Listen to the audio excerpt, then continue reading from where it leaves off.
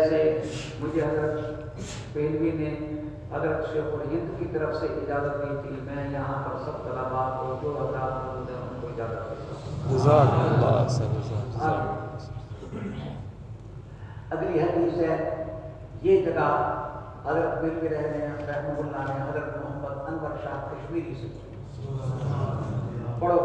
بسم اللہ الرحمن الرحیم، بسم اللہ الرحمن الرحیم، باب المسلم من سلم المسلمون من لسانه ويده قال حدثنا هارون بن ابي اياس قال حدثنا شعبة عن عبد الله بن ابي الصبر واسماعيل عن الشعبي عن عبد الله بن عمرو عن النبي صلى الله عليه وسلم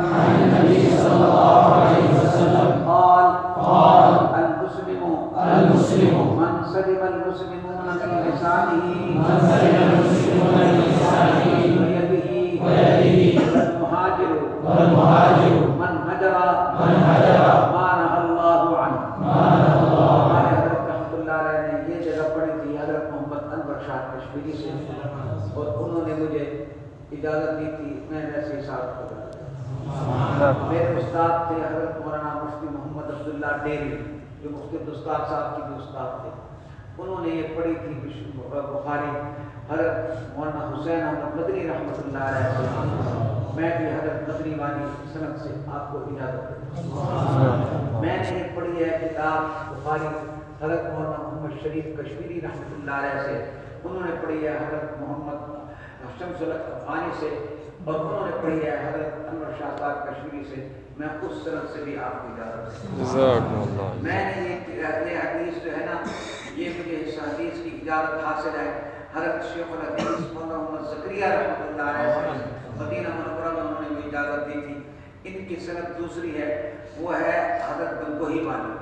یہ جو ابھی تک سندیں آپ کو دی ہیں یہ حضرت نانوتوی والی، یہ گنگوہی سند ہے، انہوں نے پڑھی تھی حضرت مولانا خلیل احمد صاحب سے، اور ایک سند ہے انہوں نے پڑھی تھی اپنے والد مولانا محمد یحییٰ سے، مولانا محمد یحییٰ نے حضرت گنگوہی سے۔ میں شیخ الحدیث مولانا زکریا نے جیسے مجھے اجازت دی، میں آپ سب کو اجازت دیتا ہوں۔ جزاکم اللہ۔ الحمد للہ رب العالمین، والصلاۃ والسلام علی سید الانبیاء والمرسلین۔ اے اللہ حدیث کے نور سے ہم سب کو منور فرما، حدیث کے نور سے منور فرما، حدیث کے نور سے منور فرما، اس کی اجازت کو خیر برکت رحمت کر۔